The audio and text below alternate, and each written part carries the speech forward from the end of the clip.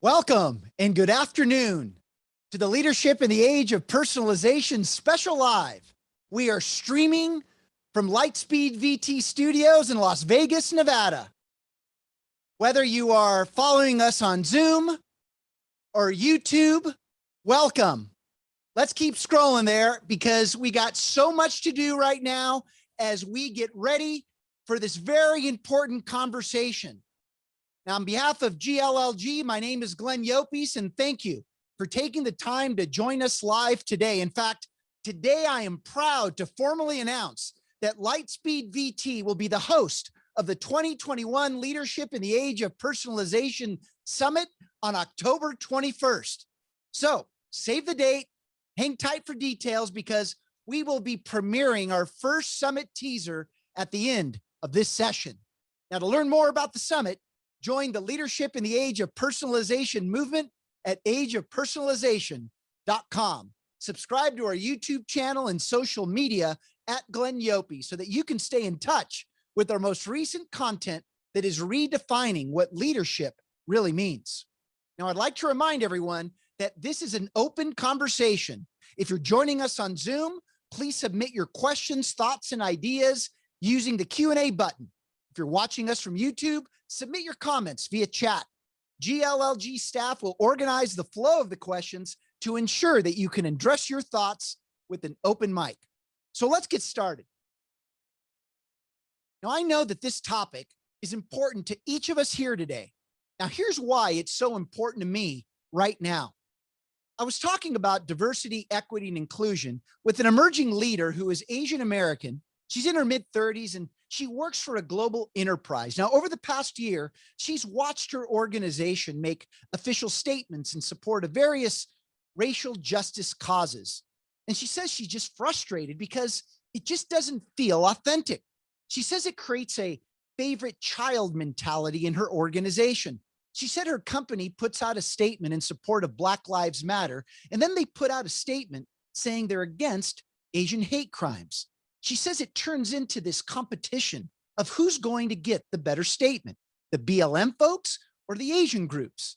Meanwhile, she doesn't see any physical or visible change in the organization.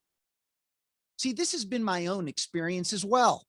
Now, for those of you that don't know, I'm Hispanic. I used to think people could never understand me as a person until they knew my Hispanic culture.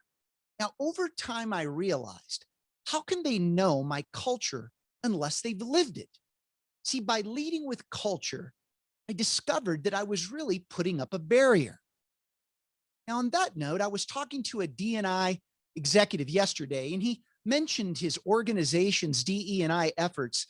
They seem to silo people of color to participate in programs that can make their associates feel as though that they're being singled out based on the color of their skin. Now, I have many more similar examples from people who have felt alienated by the very same programs that were supposed to make them feel welcomed. See, the next generation of your workplace, they're just not buying it. See, the more it feels like you're trying to manufacture authenticity, the less they'll trust you and the faster they'll leave. See, the sad thing is, often the intentions are good, but the standardized approach to DE&I creates barriers. So what can we do? What are the barriers to true inclusion and how can we overcome them? See, that's what we're here to talk about today. See, we've broken down this session into three main topics. First, we must interrupt the standardized DE&I habits that are slowing progress down. What do I mean by that? So you can tell from those earlier examples that our efforts to include oftentimes create a feeling of being boxed in or excluded. And when that's the case, those efforts are not just ineffective, they can actually harm people. So how can we spot those habits, interrupt them, and then pivot towards something more effective? And that's the question that leads us into our second topic. Stop trying to manufacture authenticity or witness a mass exodus of next generation talent. See, I work directly with dozens of emerging leaders on a regular basis. And fortunately, I'm in a position where they know they can tell me what they're really thinking and feeling. And I'll tell you, that they can see from a mile away when their leaders are just trying to perform diversity. See, part of this comes from the history of how DE&I has evolved over the decades. Now, rightfully, it started because we made discrimination illegal, and suddenly companies needed to teach people the law and help people unlearn some of the truly horrible habits of discrimination. Then we moved on to teaching diverse employees how to assimilate into corporate cultures. Now, in my experience, those who were told to assimilate have spent years trying to recover their identities. See, our approach to DE&I has certainly evolved over time, but those roots in legal compliance and assimilation are still very much felt in our programs today. And that can make it harder for the motivations to feel authentic. And we'll talk about how to overcome that challenge. Now, our third topic will focus on the DE&I metrics that matter most to fuel an optimal employee experience. Now, the big question is, how do we measure this? How can we measure diversity? And we can measure that today because we can categorize people and count them. But diversity is not inclusion, and inclusion is much harder to quantify. And we'll talk about that. And I'd love to hear your thoughts on what metrics might actually be meaningful in our pursuit of true inclusion and equity. Here's my own perspective. Diversity, equity, and inclusion are not skills to be siloed into a department or leadership role. See, every function, department, division, and leader, an employee across the enterprise needs to practice these skills. And I think we need to learn how to create systems for knowing individuals. See, the current cost center approach to growth just isn't sustainable. Now, I'll go back to the first person who talked about the favorite child mentality. She closed by telling me this: it's no longer about the color of your skin, but the person that you are. And with that, now I'd like to introduce our first speaker, Dr. Percy Miller. You probably know Percy as Master P, the music mogul, producer, and entertainer who has also become an entrepreneurial businessman. But his most important endeavor is philanthropy. He founded the Team Hope Foundation, servicing at-risk youth and senior citizens in communities across the United States.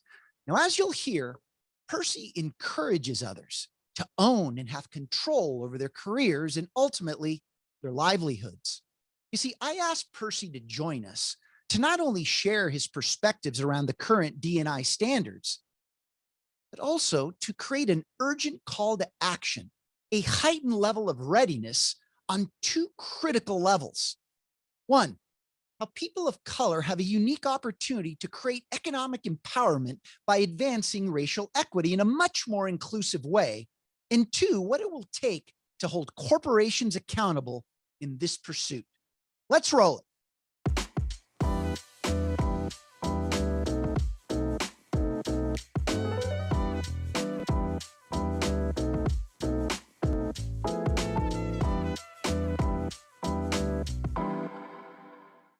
Hey, Percy, how you doing?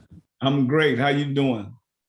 It's so great to have you with us today, and I really, really appreciate it.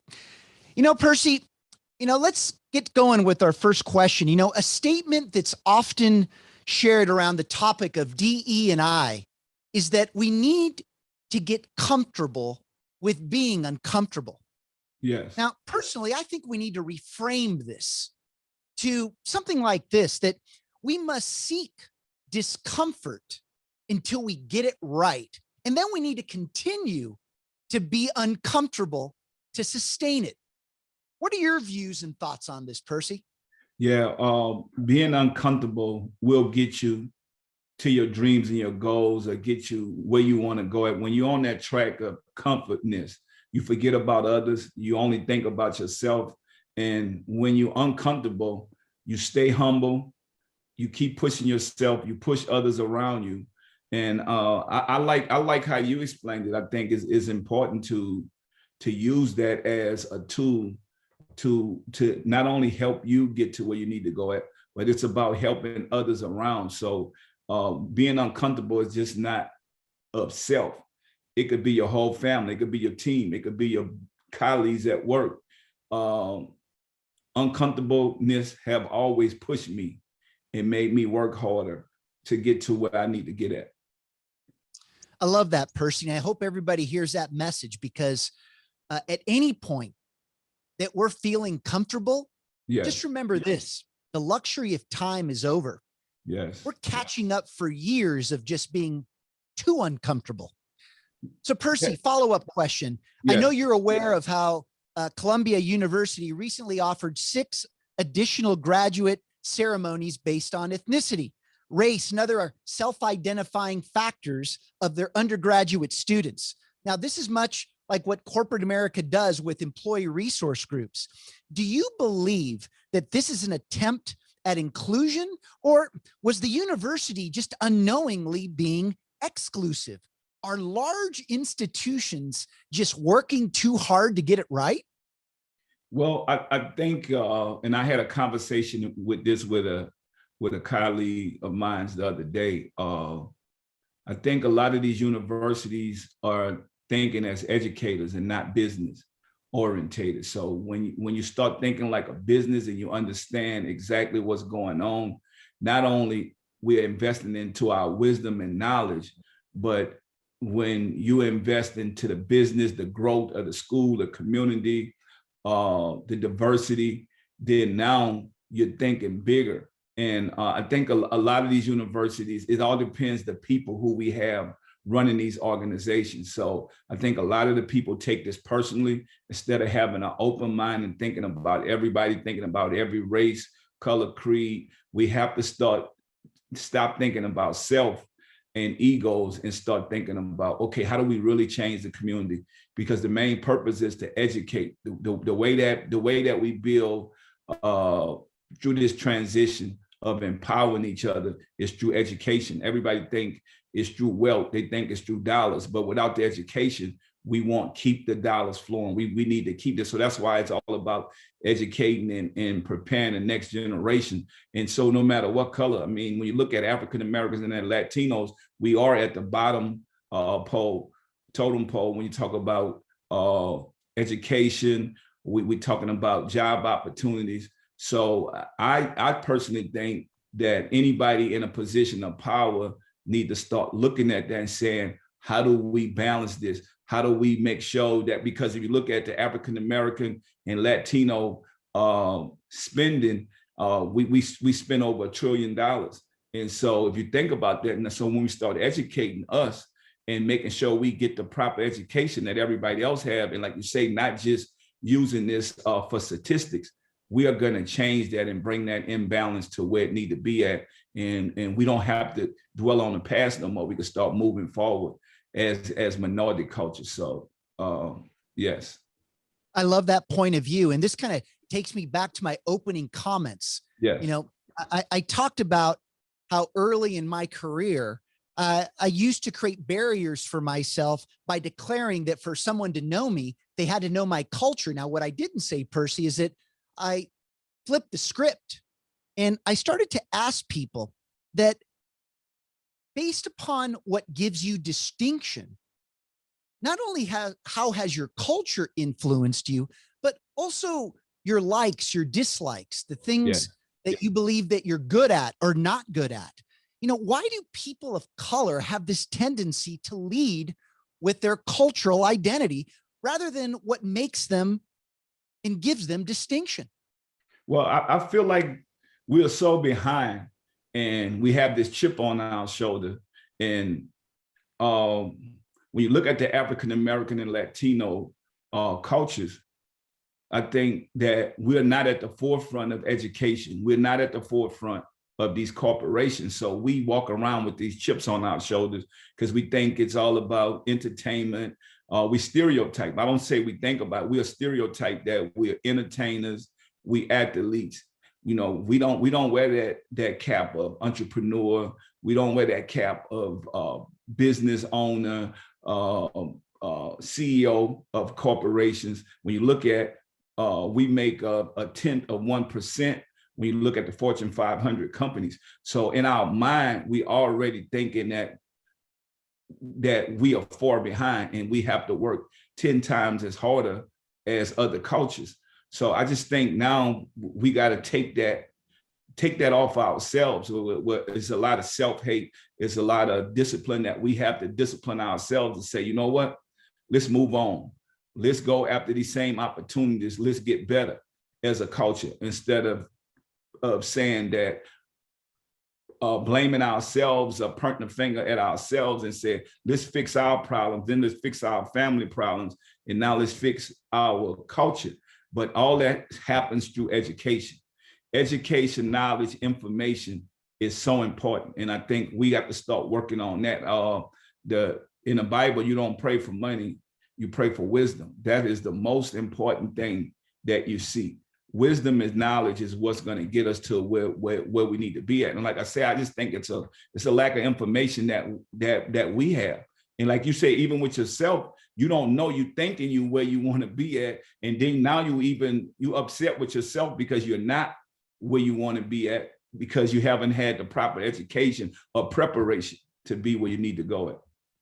You know what, Percy, as you talk, it reminds me that we remind our audience that we're now transitioning from a knowledge-based to wisdom-based economy. That it's no longer just about what you know, but what you do with what you know. And this, I think, is so critical because oftentimes, because we have this tendency with DE&I to box people in, it almost feels like we're promoting tribalism when we need to start seeing each other as human.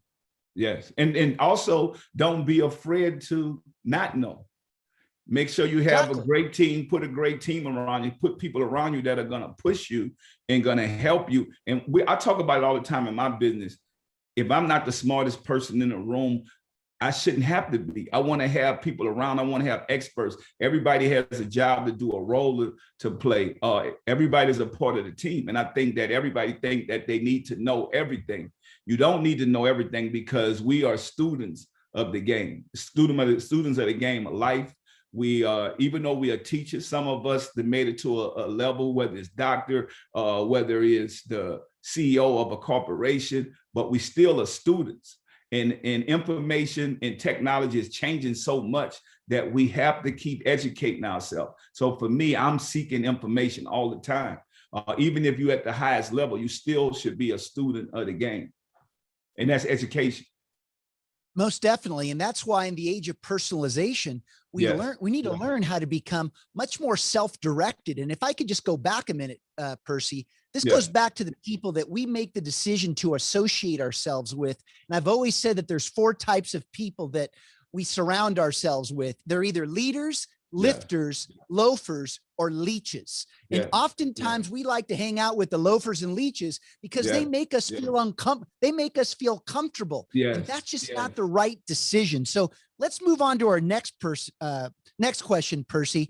You know, let's face it, large institutional strategies were not designed to serve the mass variances in people. How do we hold corporations accountable to advance equity?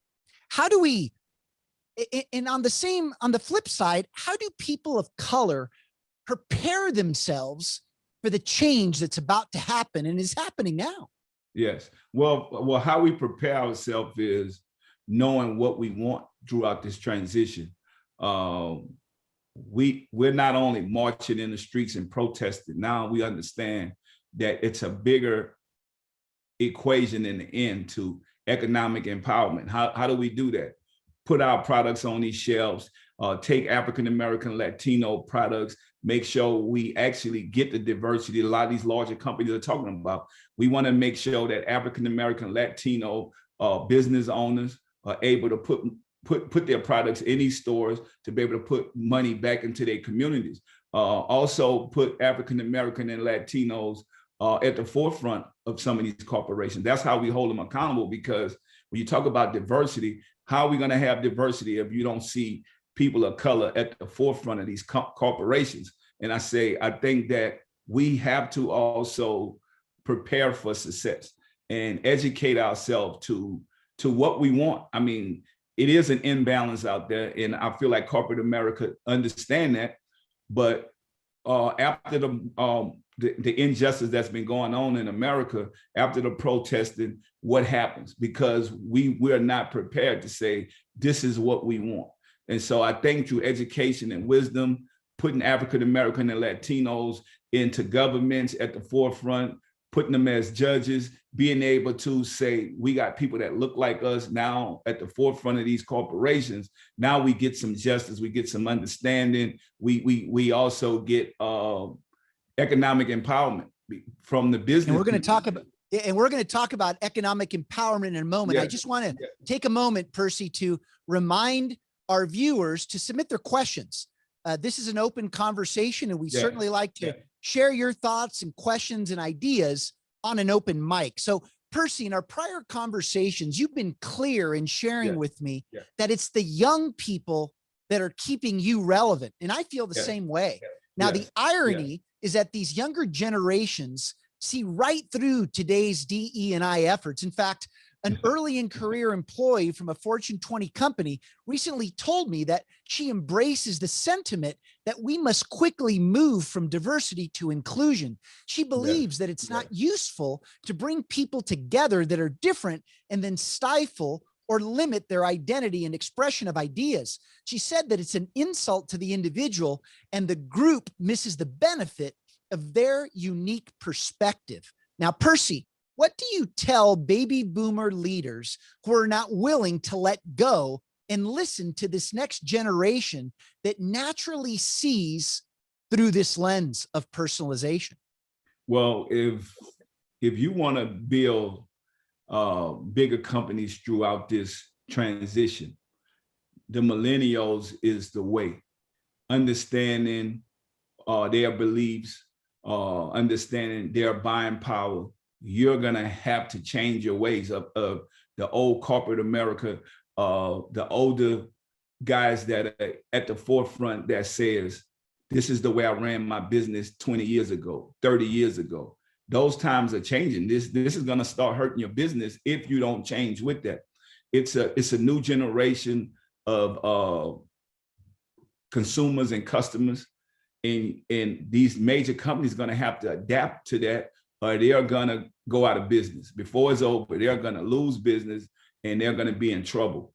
We have to be able to have an open ear and an open eye to the next generation. That's what keeps my business going. It keeps me going. And I feel like that's probably the best thing that I've done with my business is being able to say, let me listen to this next generation. Let me be able to see their views and their values and be able to connect that to my business. And it opened up more revenue for me and my business and more success. And I think that if other companies, they keep that traditional route, they're gonna lose. You know what, Percy, you made it very clear that if you're stuck in standardization, the marketplace will pass you by. And, you know, it's something else that you said that was very clear is that if we don't pay attention to these new emerging generations that not only grew up with personalization, but have never really experienced what standardization feels like, there's going to be a problem if these leaders don't embrace that way of thinking that, by the way, is uncomfortable. You know, I will tell you that when I first started this platform 2 years ago, Percy, that CEOs from Fortune 500 companies and across healthcare, they told me one thing. Oh, those new generations, they'll assimilate just like we did. And I looked at them and said, that's because you don't see them. That's because you don't know them. So let's take it to the next question now. And I'd like to thank everybody for all the chat activity.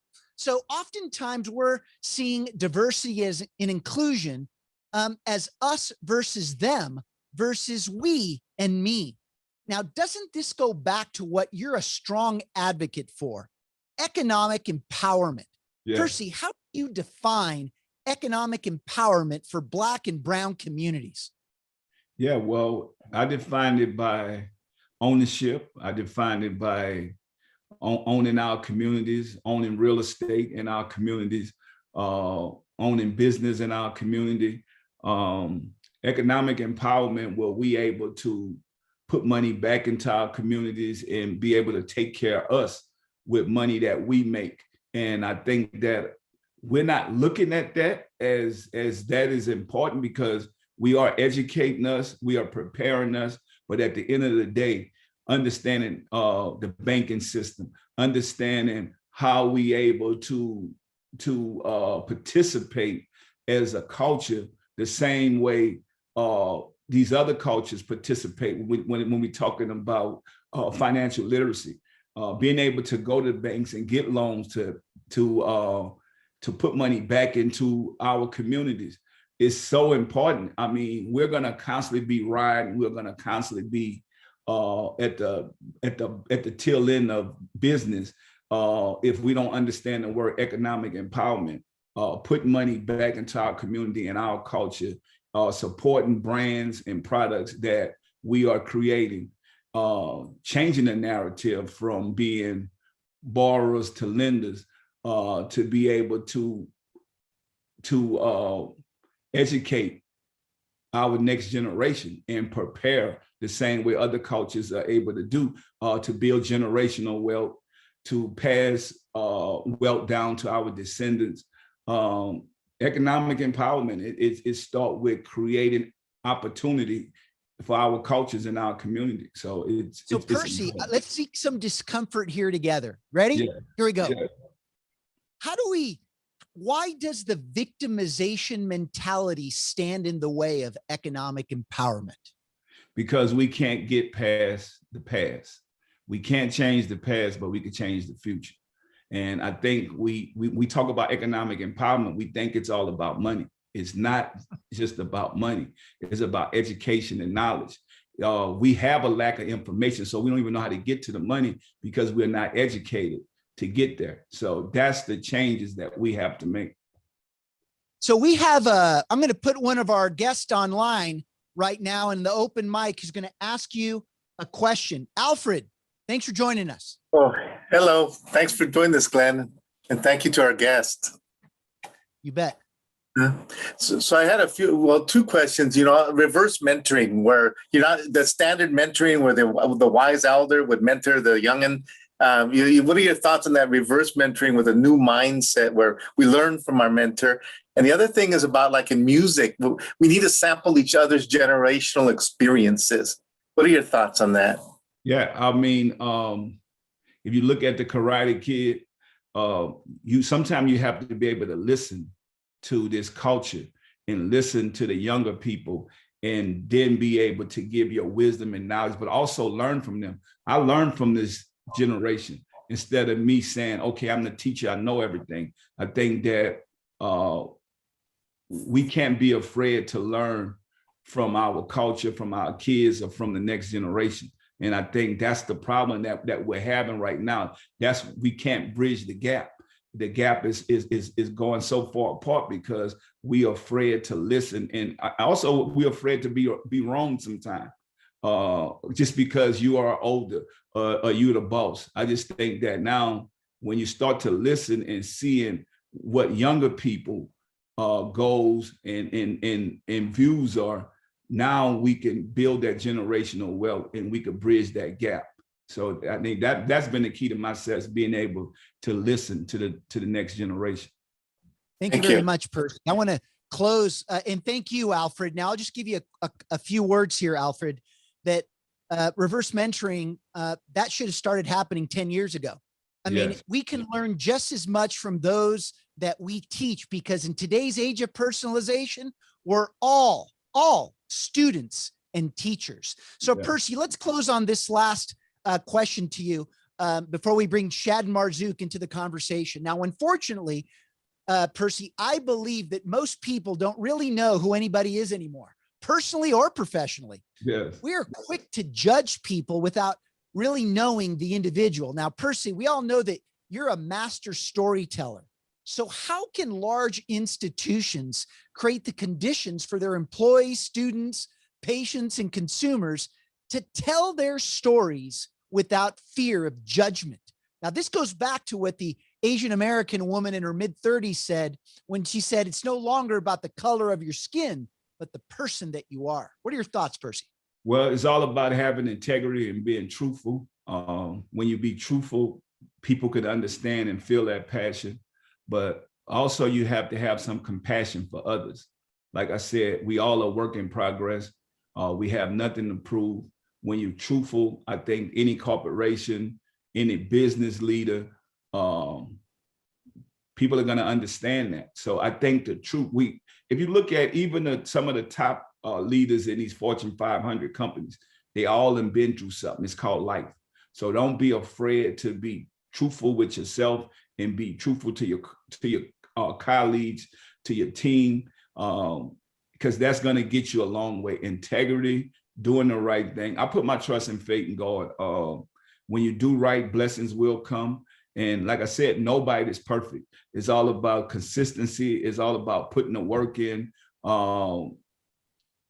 being a leader and not a follower, but also knowing that sometimes you have to be able to be a leader, but you're also going to have to be able to take direction from other people, because every day in your life, you got to be thankful for it's another day to live and do what you love to do and be passionate about it and appreciate others around you. I think when you appreciate others around you, you can have compassion for other people, because when you have a bad day or something go wrong, a family member that gets in trouble, somebody just stereotype you for no reason, you got to put that trust and faith in God. And I said, being truthful and having integrity, you can overcome anything. Well, and you know what, Percy, let's be real between the two of us. Yes. I just met you 3 weeks ago. Yes. And I asked you to be involved in this conversation. And I'll never forget what you said, because I said, hey, Percy, this one may not be big enough for you. And and you said, Glenn, there's nothing is ever too small if it's the right conversation. And I hope that everyone that's listening sees the wisdom in that comment. So thank you, Percy, for leading by example. Now, Percy, we're going to take you offline right now, but you're going to be back in just a little bit. Now I'd like to bring on Dr. Shaden Marzouk into the conversation. Now, Shaden is currently president of CareMore and Aspire at Anthem and has served in other global senior executive roles with both AXA and Cardinal Health. In fact, Shaden is a neurosurgeon and also served in Iraq as a major in the U.S. Army. Now, I asked Shaden to speak about DE&I through a change management lens, as organizations and their leaders must now interrupt their old, outdated standards about who belongs where, doing what. Shaden will address the need to treat customers and associates with dignity as they demand more from employers and brands. She'll also address how times of change demand proactive measures. Let's roll it.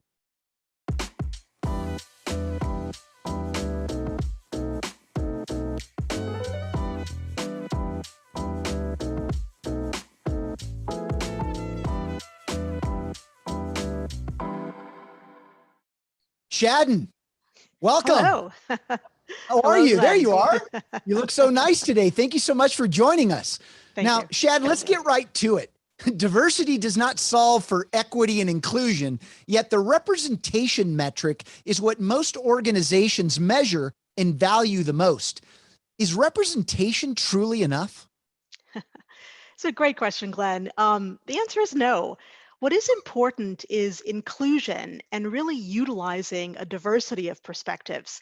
Society is diverse, customer bases are diverse, and it's so important to not just represent, but to include, learn from, and utilize the treasure trove of experiences, perspectives, and opinions that you will get with diversity. That's excellent, Shaden. And that leads us to this next question. As you well know, leaders who embrace inclusion create the conditions to actively elevate, activate, realize, and exceed one's individual capacity by enabling people to be whatever identity they want to be. And so the question here is, what does inclusion really mean to you? And when do you know that an organization is actually being inclusive? Yeah, so to me, inclusion really means that your leaders are diverse, your colleagues are diverse, your teams are diverse, your friends are diverse, but that's only step one. Inclusion then means that we are able to have discussions, exchange ideas, and operationalize plans that include a diverse set of experiences and perspectives. And that ability to attract diverse employees and diverse leaders and exchange information, and moreover, incorporate the information that you learn into actions is an important part of organizational inclusivity. Well, then we have a lot of work to do, because what you're talking about is what I think we're all in search of, but we're afraid of, we're uncomfortable with. We don't know that first step, to your point, to operationalize. Now, before we continue, Shaden, I just want to remind everybody that this is an open discussion. And I know this is a pretty heavy topic, but it should be one that we all engage in. So I'd like to introduce you or welcome you to ask a question on the open mic. I know there's a lot of chat going on in the chat room, and I'd like to thank you for that. In fact, there is a question that we have from an anonymous participant, and we're going to get to that when we get into our open discussion with all three speakers. So Shaden, what are we all grappling with right now as individuals, employees, leaders, and organizations? I'll tell you.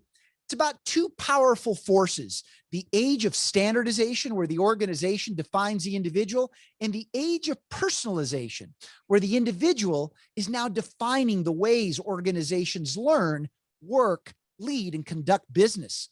We're all being challenged right now to identify how both of these forces can coexist at a time when they need each other, and they need to know how each other can make one another stronger.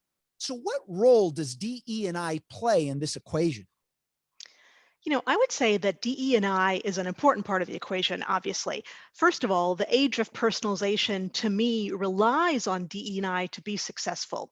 And as I've mentioned, society is diverse, populations are diverse, and organizations can't learn, work, lead, and conduct business without being diverse. And this needs active participation, from recruiting to having diversity in leadership positions to making sure that people who get into the organization have career paths forward, and also to what I said earlier about being inclusive and making use of diverse perspectives. To the earlier point, it's not enough to represent, but there has to be inclusion and action by and for individuals, which ties well into personalization. Well, and this is why we need to create systems that allow us to know individuals. In fact, here's a follow-up question for you, Shaden. As you well know, my organization has created a methodology around the 5 shifts of how to lead in the age of personalization. Shift 1 is moving from diversity to inclusion. 2 is from tribal to human. 3 is from brand identities to individual identities. 4 is from mission to contribution. And 5 is from results to methods. So what we've learned is that organizations understand, just like you said, the importance of personalization. They recognize the importance of being human. They understand the importance of letting one's individual identity or groups of individual identities influence the brand identity. They recognize that individual contribution should be part of defining and evolving the organization's mission. However, the 2 most significant shifts that are making it difficult to find the right balance between standardization and personalization is diversity to inclusion and results to methods. In other words, you just talked about this, that we need more inclusion. We can measure diversity, but not necessarily inclusion. We're going to talk about that in a moment. But we also need to give people freedom to contribute in a way that can help us redefine what have historically been predefined metrics for success. You see, these 2 shifts are the most threatening to standardization and the status quo. And as you well know, Shaden, behaviors and attitudes around DE&I won't change if the systems remain the same. So how do we change the systems in healthcare to find the right balance? Yeah, and there's a lot here, Glenn, and another excellent question. First of all, It begins in training diverse classes of providers, including doctors and administrators, and also training people to understand that healthcare is not one size fits all. And then after training, another important step is making sure that diversity is included in frontline staff. The people who care for patients ideally will become as diverse as their own patient populations. And we also need to make sure that clinical trials and the metrics we look at in healthcare are not homogenous, because real life populations and clinical outcomes are not homogenous. And we have to erase the inequities and biases that we see in healthcare, whether they're racial or economic or a combination thereof. And we also need to make sure that policies drive inclusion. In addition to what was said earlier, it's important that we keep listening and learning, because the right change won't happen overnight and it won't be static. Well, I love what you said. Let me address a few of those points. Number one is training. I think people are tired of diversity, equity, and inclusion training. And here's why: because of how it's labeled. I mean, these are fundamental changes that are going on right now that are being driven by DE&I. But this is not just about DE&I. It's about looking at the totality of how we're conducting business. And what people don't realize is the very things that DE&I is solving for impact the ways that we learn, the ways that we lead, the ways that we build relationships and conduct business. So when you talk about training, what I think we're really talking about is how do we reskill our organization? But guess what? In the age of standardization, many leaders would say, hey, wait a minute, you're asking for too much from us. We got to run a business. Here's my question. Okay, let's continue to run business the same old way we always have. But are we actually solving for the right opportunities? Well, my research says no. We're often not solving for the right opportunities, because if we were, we wouldn't be having this conversation right now. Next, clinical trials. We know that the cultural demographic shift has reached its tipping point. What does that mean? It's when large cultural segments of the population reach numbers sufficient enough to have a significant effect on what we do and how we act. I mean, this means that we as communities of Black, Brown, LGBTQ, and other diverse populations, we are the shift populations. We are the ones that are shifting the ways that we actually deliver care. So we have to stop waiting for people to come to us, and we need to take the initiative as those that represent diverse populations or these shift populations to take the initiative to participate in these clinical trials for the betterment of not only advancing research, treatment, and cures, but of advancing our own communities, which will do what? Will advance all communities. Now, last week, Shaden, I spoke with the CEO of a leading healthcare institution, and he said this, and I want to say this slowly. He said, if you want incremental improvement, all you need is standardization. But if you want transformative leaps, you need personalization to push current standards. I mean, isn't that what we're all fundamentally talking about here today, Shaden? Yeah, and that makes sense to me, Glenn. I do want to go back to an earlier point about training. When I'm talking about training, I'm not talking about just DE&I training, although it's very important. I'm talking about the training of medical students, the training of nursing students, the training of people getting an MHA. It's really that kind of training. As we build classes of providers, we need to make sure that these classes are indeed as diverse as the populations that people will come to take care of. And so training for me begins fundamentally with the schooling.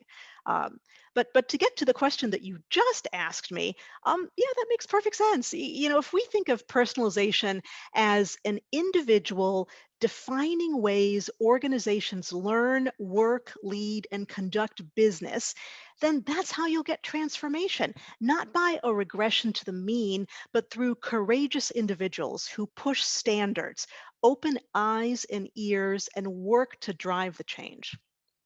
I love that. And thanks for clarifying that earlier point, Shaden. In today's age of personalization, Shaden, have leaders in organizations started to confuse the efficiency we seek in standardization with speed? Well, I hope not, and while I love going fast, if you sacrifice for speed, you'll end up with inefficiencies. So this is not to say move slowly or only act on perfect, absolute information.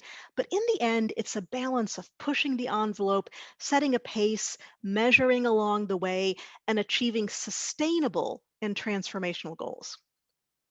Well, as you well know, Shaden, the pandemic has changed what matters to employees as they're placing much more value on physical, financial, social, and mental health.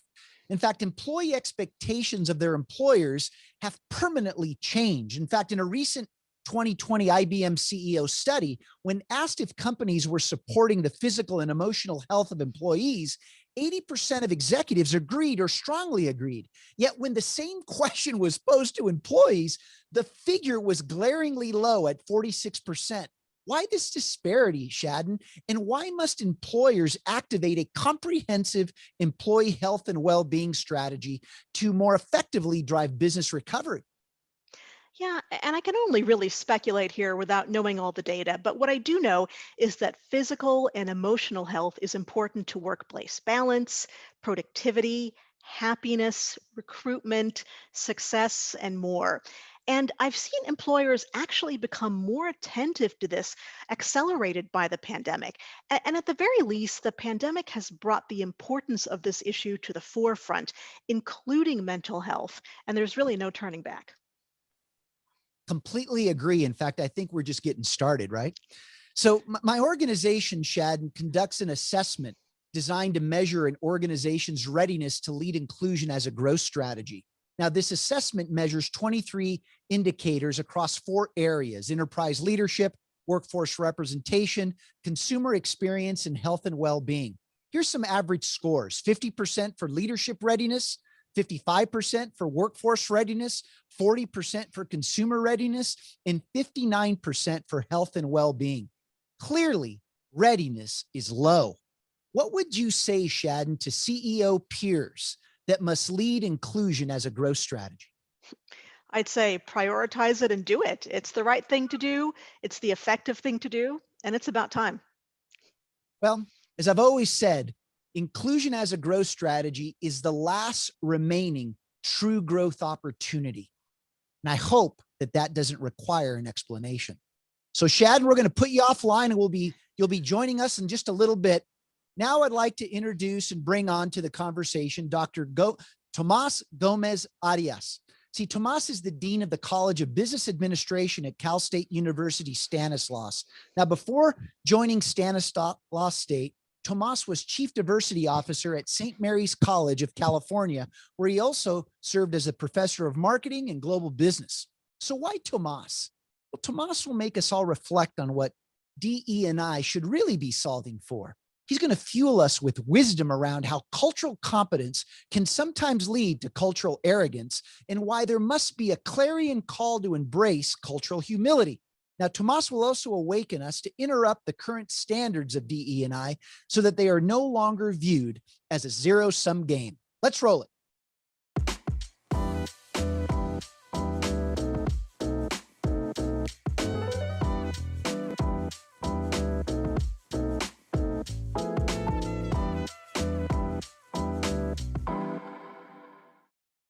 Tomas, welcome to the show. Happy to be here. Thank you, Glenn. Well, so what do you think so far? What are you taking away from this conversation? Oh, this has been an absolutely fantastic conversation. I love hearing Percy and Shaden talk about their experience and how we have to move forward, how we have to, as organizations and as societies, we have to learn to feel uncomfortable with change and just embrace it and go with it. Now, on that note, I'd like to ask our audience to embrace the discomfort by getting involved in the conversation. We'd like to give you the open mic to ask questions and keep the chat room active. Now, Tomas, as you know, many organizations have a tendency to react and over benchmark as it relates to DE&I related issues. Now, have we reached the point where DE&I has become such a fueled and politically charged topic that it takes us away from what DE&I should actually be solving for to a more reputation management platform? Please help us understand these dynamics. Well, sometimes organizational leadership focuses on that reputation management that you are talking about. We don't want to be on Twitter or Instagram or in the news for the wrong reasons, because an incident happened or some executive put their foot in their mouth. But that's only a small part. Ultimately, what we want to do as organizations, and as educational organizations, what we care about is education. And we know that actually more inclusive environments create better educational outcomes. It's about our own mission. Organizations that serve customers, they know that they are supposed to serve their customers and their employees. And if they are not inclusive, they're not doing that. They are not accomplishing their mission. And that's really what's important, because ultimately, if we are not inclusive as organizations, so whether healthcare organizations or institutions of higher education or corporations in general, we are leaving value on the table. We are leaving money on the table. We are leaving health and learning on the table, and that's really a shame.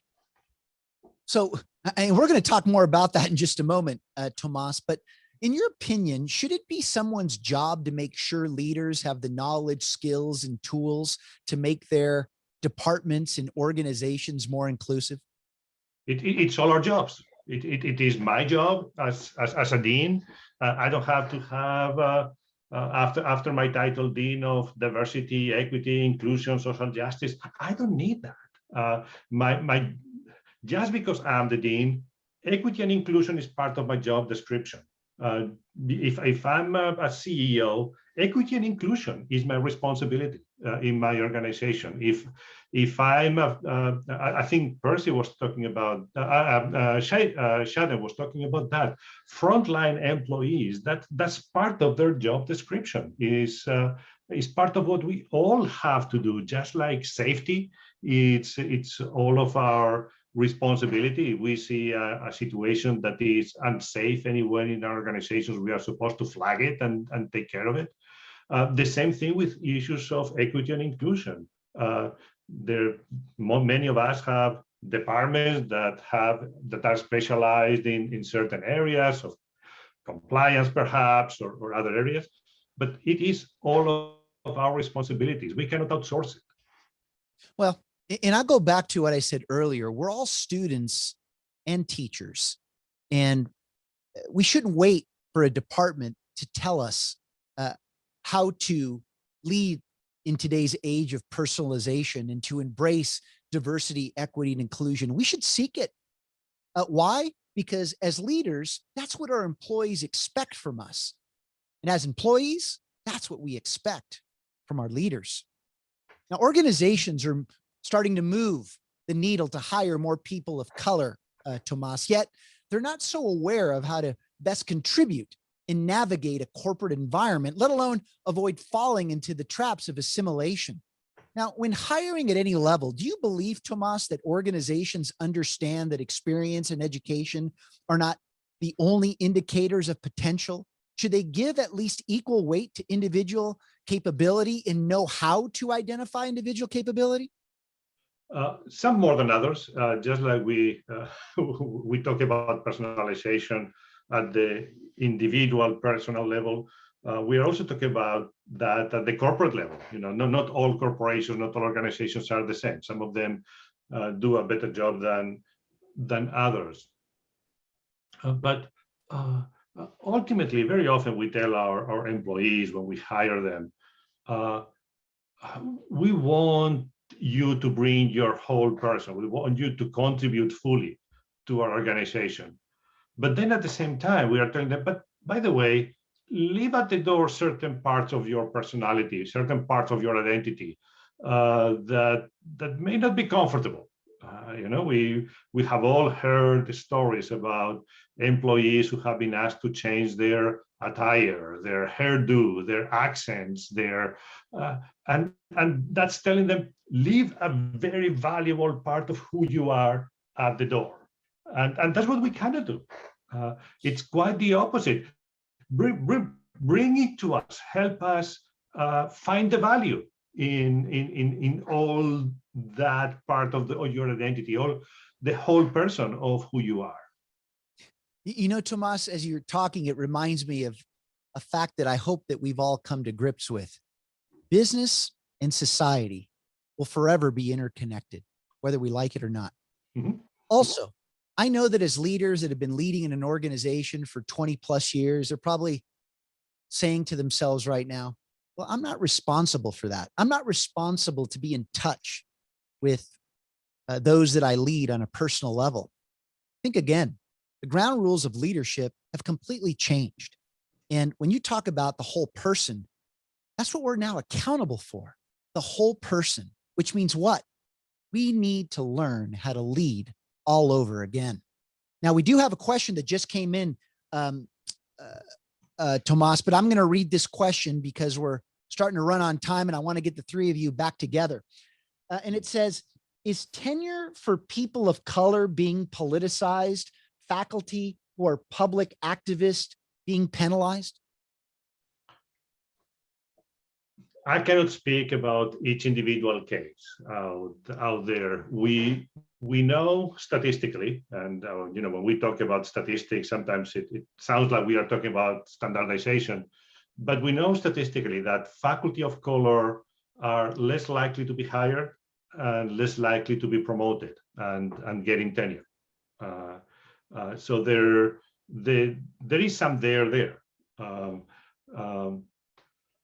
And definitely activists are, if we want change, and that's the way I define an activist, someone who wants change.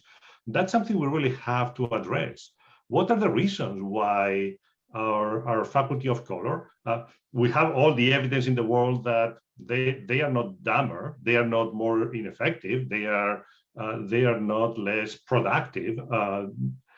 So what's the reason why they are less likely to get hired and less likely to get tenure and promoted?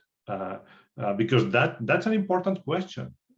If we are talking about inclusion, this is a case where some people are getting excluded from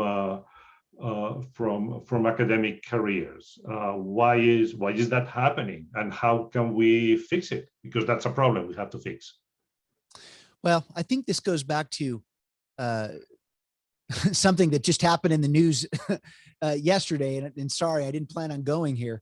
The Boston Celtics decided to take their head coach, who didn't get him beyond the first round of the playoffs, and made them the president of basketball operations. And the question is, well, why didn't the Celtics hire a person of color, especially when you consider that the majority of the players that make up the NBA and create economic empowerment through the NBA are African-American?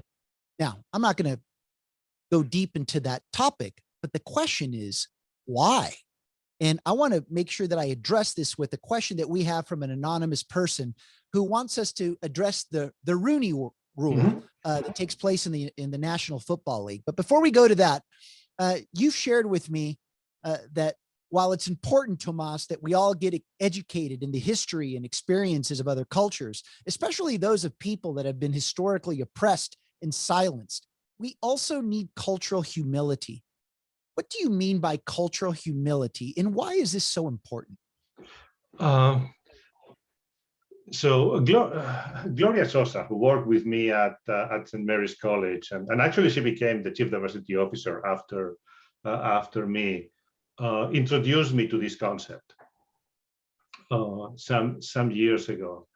And think about this experience we all have when we go through diversity training, for example.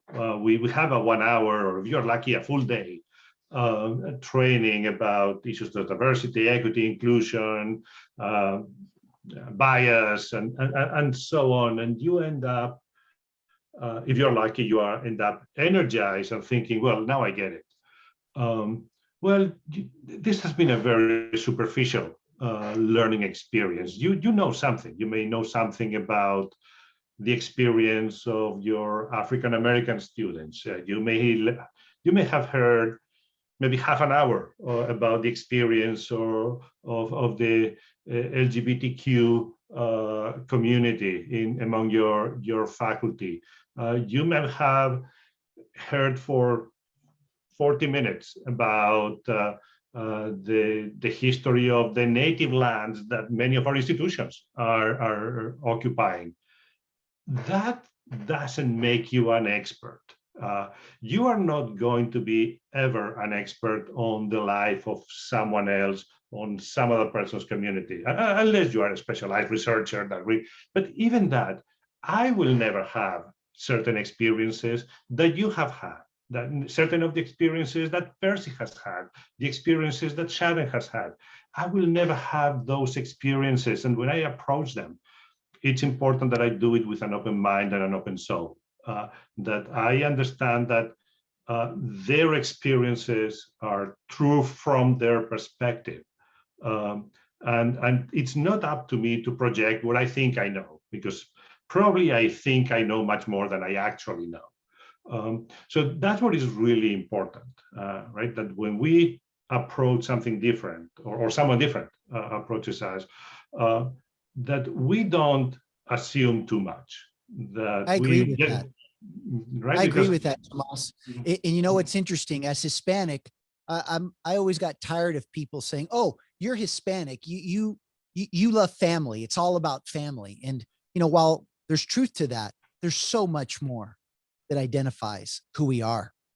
Now, stay there, Tomas. I'd like to also now bring in Percy and Shaden back to the conversation, please. There they are. You guys there? Yes. Hello, hello. All right, there we are. Again, live television, always having fun navigating it. So it's great to have you all back. Guys, I want, you know, what's clearly happened in this discussion, and it doesn't surprise me, is that we've reached a point where this is all about inclusion. It's all about inclusion. Yes. And so yes. I'm going to share something with you, at least my views on how I think we should be able to measure inclusion. And it's 5 simple questions. 1, who do you let in? How do you see those who you let in? Who do you let them be? What do you let them do?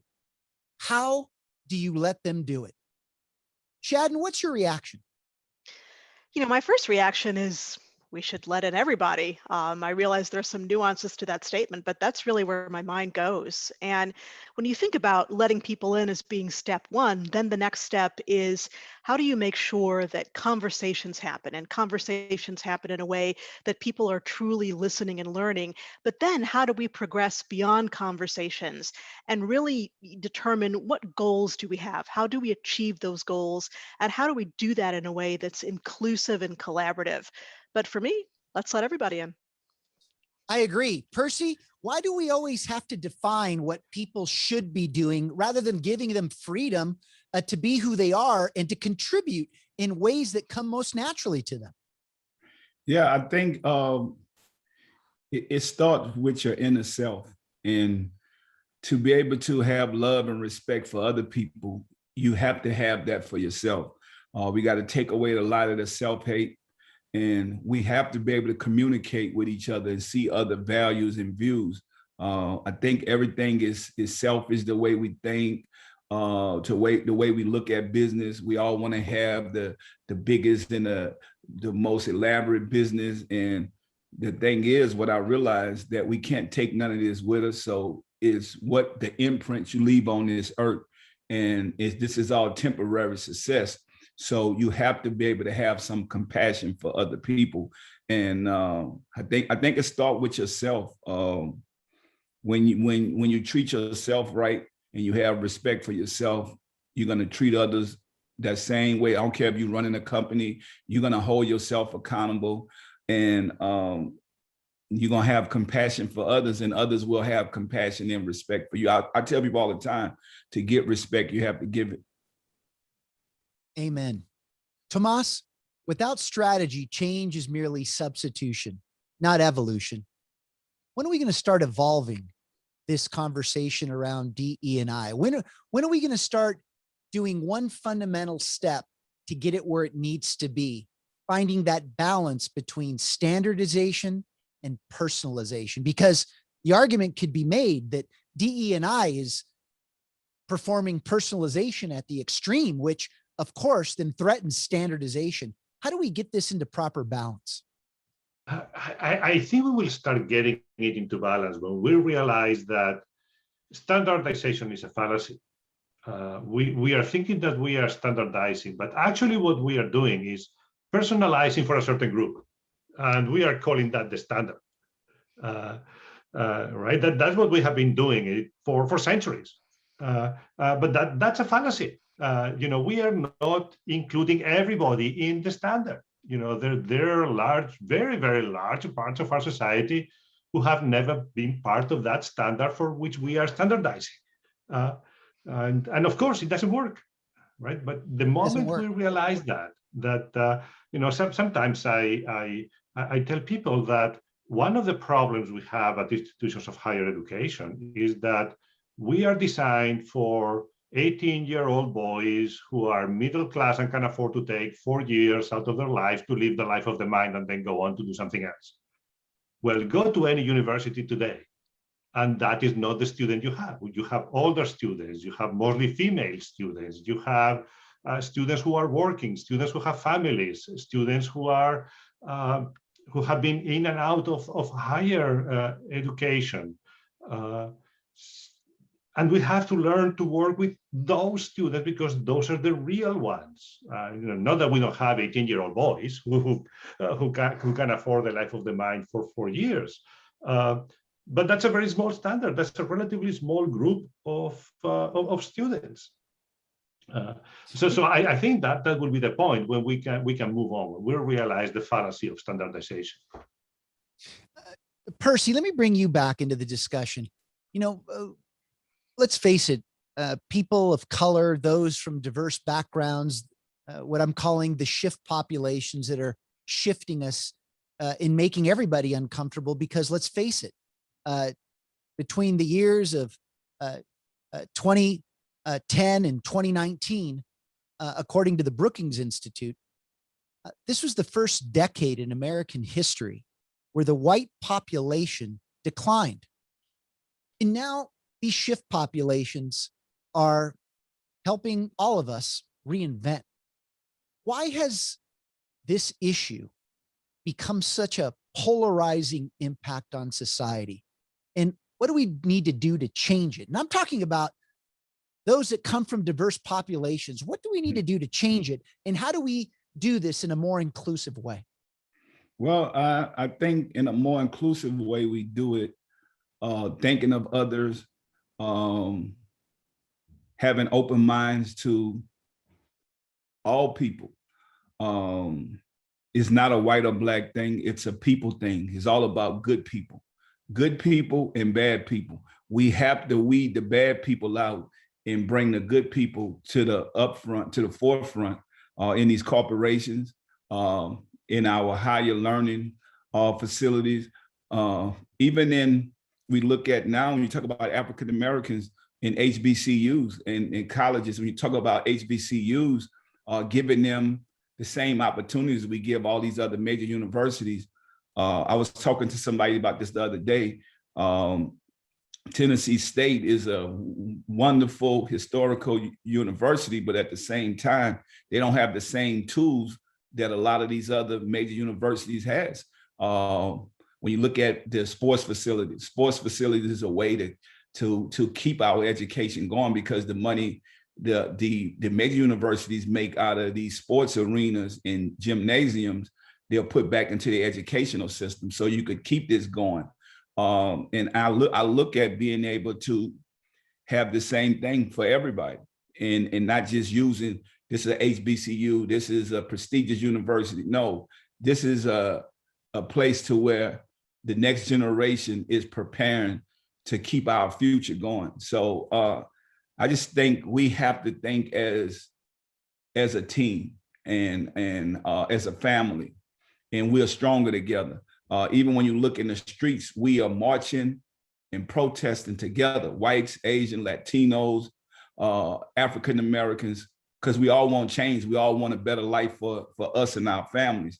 And I think the way we bridge that gap is coming together, doing the right thing, and holding each other accountable and holding ourselves accountable.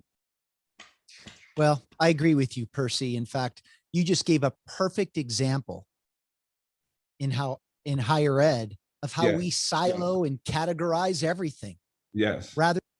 Rather than showing equal value. Yes. Regardless of whether they're an HBCU or a D1 university. So thank you for calling out that point. In fact, I want to also recognize the LGBTQ community because this is your month. And, instead of people being uncomfortable with that, I'd like everybody to go online and learn a little bit about it, because I bet you find a little bit of yourself in that same story. Now, guys, we have a participant in our audience that'd like to ask a question, and this is Tim Alba. Tim, let's give you the open mic. Hi, Glenn. Hi, Tim. So the question is around, it seems like a lot of times in our organizations, particularly businesses, larger businesses, that many of the well-qualified candidates that could be promoted to a supervisor or manager level are basically skipped. And it just so happens that these folks that are skipped are from the diversity origins. I saw a recent article that noted that the hiring process for one organization for new managers requires a bachelor degree, but only 19% of the incumbent incumbent managers have a bachelor's degree. So why is it required? I mean, is there some data somewhere that says that there's higher output or such? But anyway, so why is it required? Can we not look at individuals, especially our existing employees, and assess their skills and traits to be a manager in some other way, other than a rubber stamp of a degree? Can we equip companies maybe with the assistance of higher ed resources to train existing employees so that they're able to advance? Or do we need to step back and look at what are the qualities of a manager and realize it may not be those 17 classes necessary to get a degree? It might be the skill sets to interact with other people, be open, build teams, execute functions with groups together. Oh, by the way, the things that folks from DEI do every single day. Great question.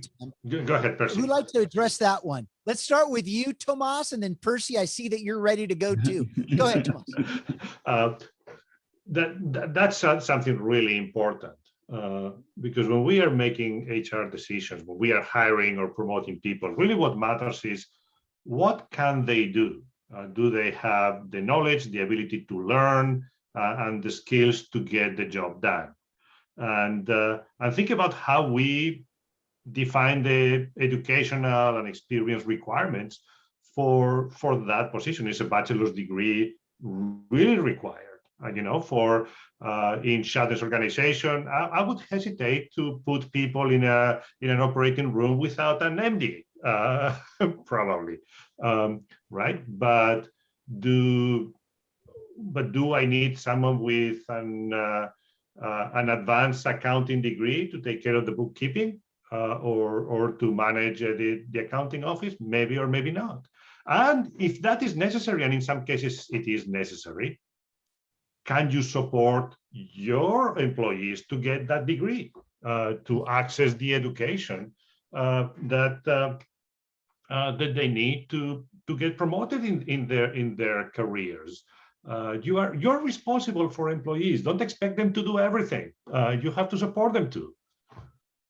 Thank you, Tomas. Percy? Yes, I kind of look back to what you were saying earlier about the coach getting hired at Boston. We put these roadblocks in to keep a lot of people out, but it's also about resources and this whole good old boy system that we have to change, and it's about doing what's right. There's going to be some people that has degrees that able to get the job done. There's going to be some people that just has the knowledge and the wisdom and the expertise. You just have to have an open mind. But I think if you let some people in and you keep others out, and you have others that don't have degrees that are at the forefront of your company, whether it's family or friends, then you're gonna have to hold yourself accountable, and it's about doing what's right. I also think anybody listening to this, if you don't get that job at that place, then maybe that wasn't the job for you. So don't hold yourself to accountability to where you feel like you failed. You wasn't given something that you was deserved, even though you have the expertise. You got to keep moving. I just always think if one door closed, something bigger will open, and you will run a bigger company. You will be better at something else. I think that God always steer you on this journey, but to get to your destination, a couple of those doors will close. Even in my life, failure is not bad. Failure is what molds you and put that chip on your shoulder. That's when we talked about those kids at those HBCUs. A lot of those kids don't get those top CEO, Fortune 500 companies jobs, but they have those chips on their shoulders to where you might go and start your own company. So I just think you got to just stay in that mindset that failure is not the end. It's not a loss, it's a lesson. When that door closed, you run and open a bigger door. And I think that you'll be able to do something. And you also want to be working for companies that has integrity, that are thinking about their employees and want you to grow. A job is a job, but I think that knowing that you in the right situation, you with the right people, that's gonna make your job has to be fun. You have to love it. You have to appreciate it. So if you're going there already with an attitude, they're not doing the right thing, I feel like that's not the place for you. So on that note, and we're getting ready to close our session here, I'm going to read the question that was sent earlier. And I like just all of you to just take a crack at it the best you can. And of course you can pass if you'd like.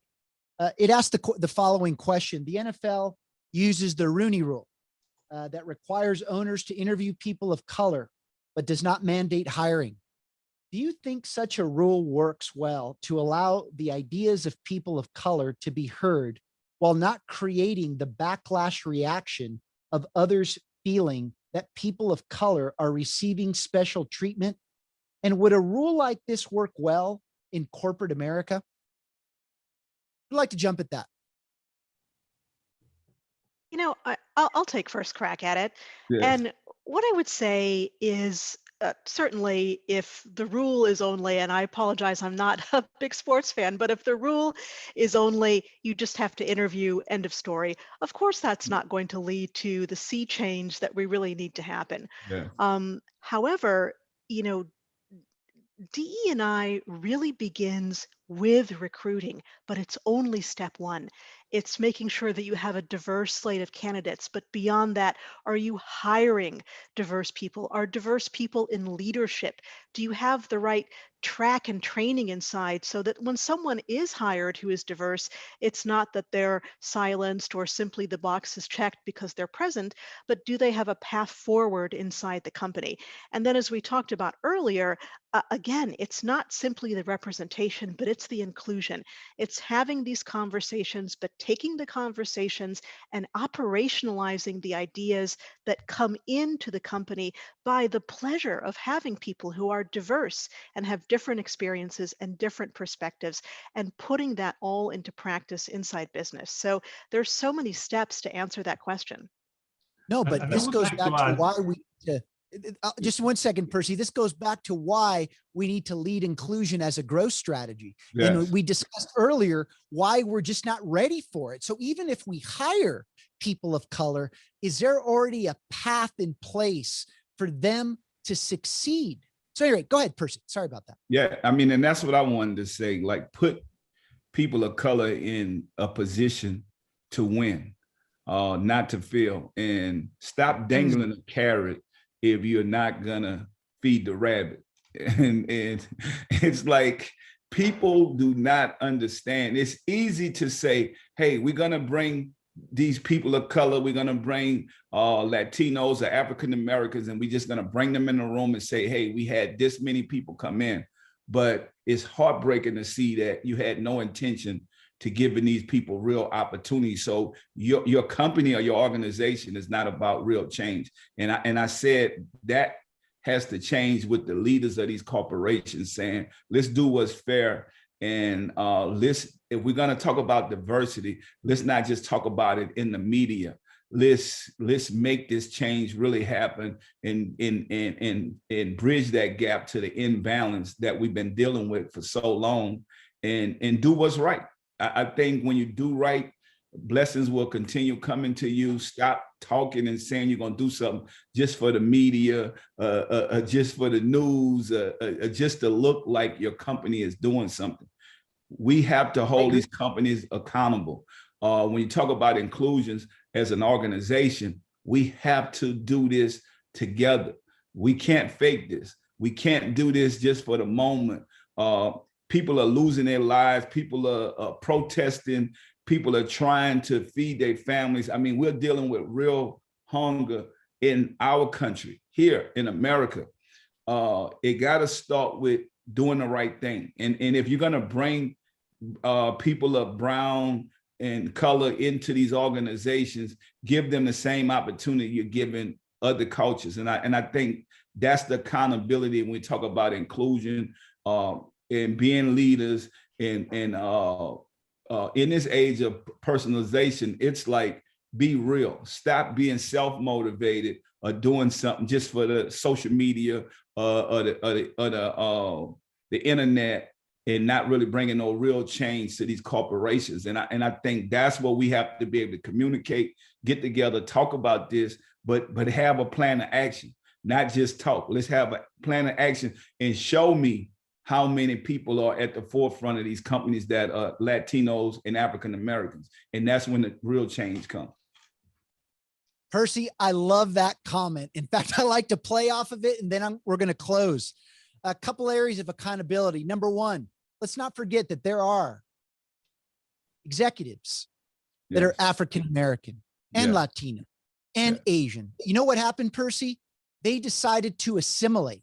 My question to them is, what are you doing to be a leader of change? Knowing that just because you've assimilated, can you reestablish your origin roots of who you are, to be a supporter of change for the next generation of executives that are people of color? The other part here is, just because you're an organization that may have the numbers that support that you have the right representation today, it doesn't mean you'll have it tomorrow. Because if we're not acting on the things that we've talked about today, they will leave. Now, this conversation, I hope, has created an urgent call for leaders to interrupt their assumptions about who belongs where, doing what. I believe that DE&I in its current form, it's just not sustainable.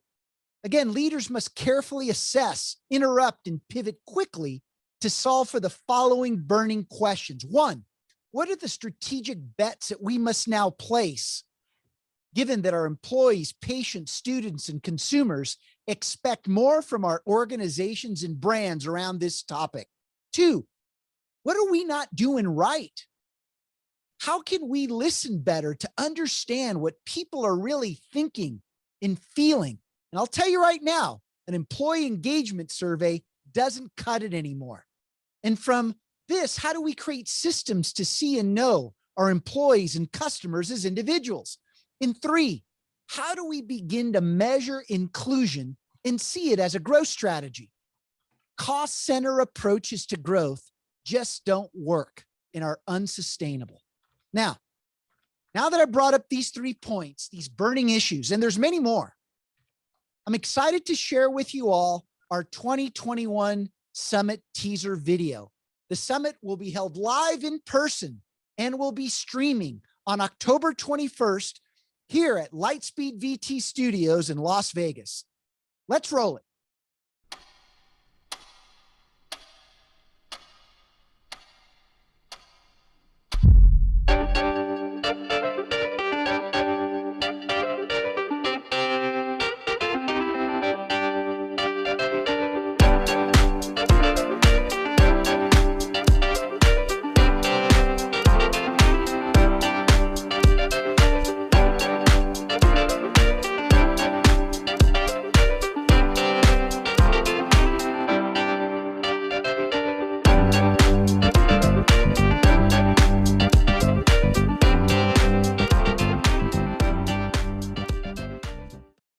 I'd like to bring back our speakers one more time for a quick round of final comments. Percy, what are you thinking and feeling right now after this conversation? Now I'm feeling good. I'm feeling that we all come from diverse backgrounds, but we able to speak our minds and have compassion and concern about our next generation. When we're talking about leaving something into the hands of our kids and our culture, the future is going to take conversations like this. It's going to take